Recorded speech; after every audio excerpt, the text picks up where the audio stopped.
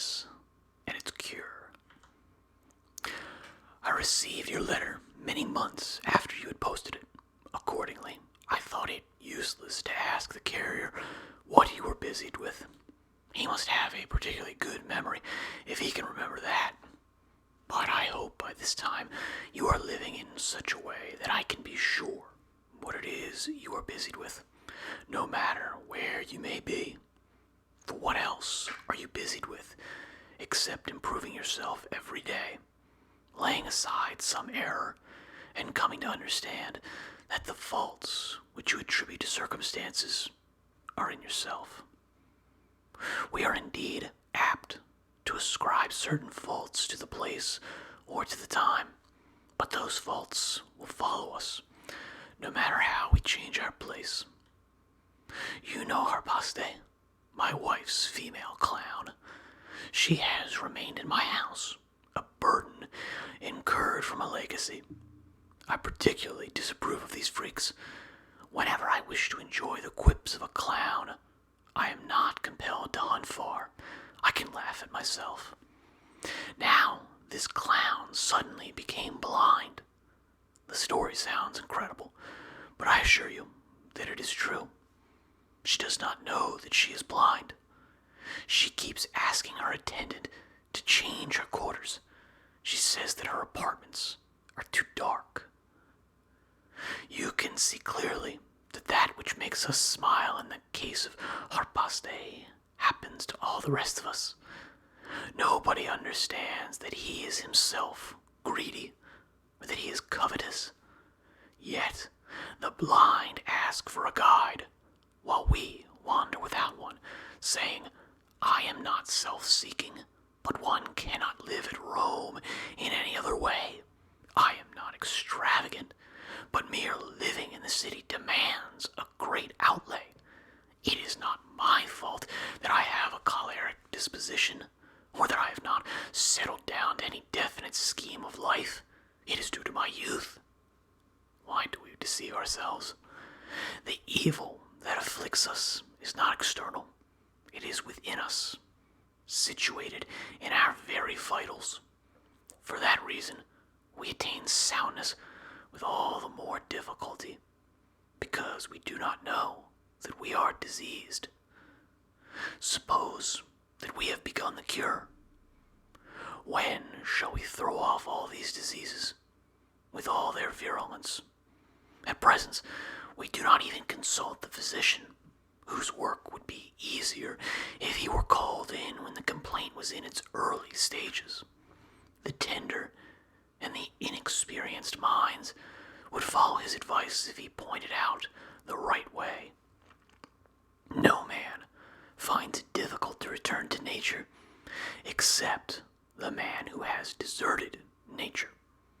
We blush to receive instruction in sound sense, but, by heaven, if we think it base to seek a teacher of this art, we should also abandon any hope that so great a good could be instilled into us by mere chance. No, we must work.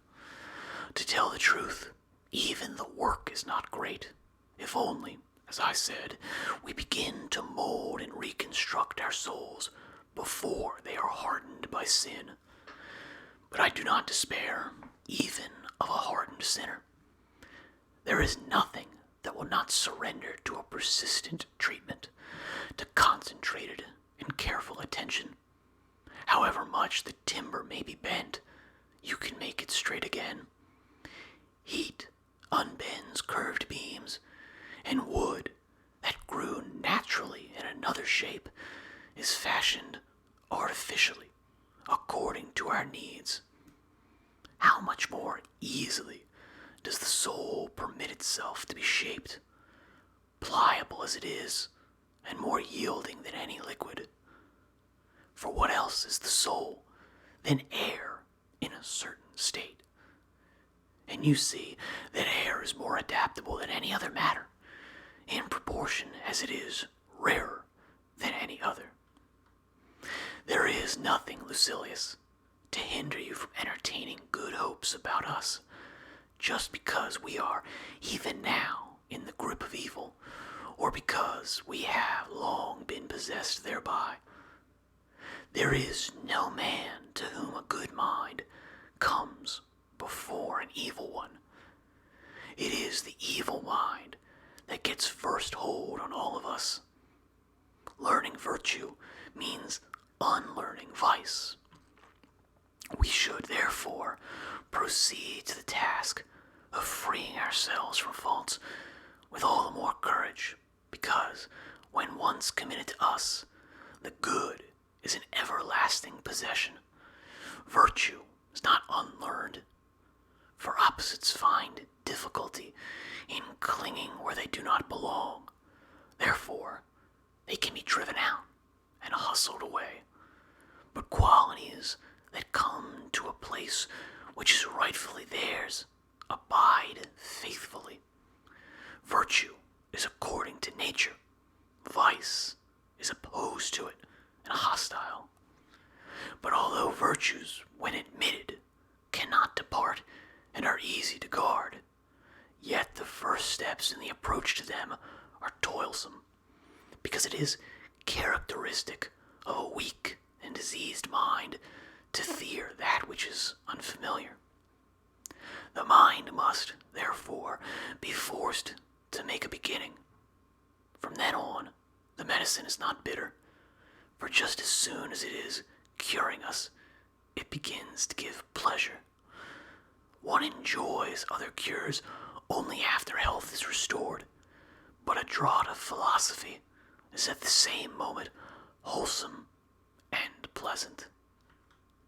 Farewell.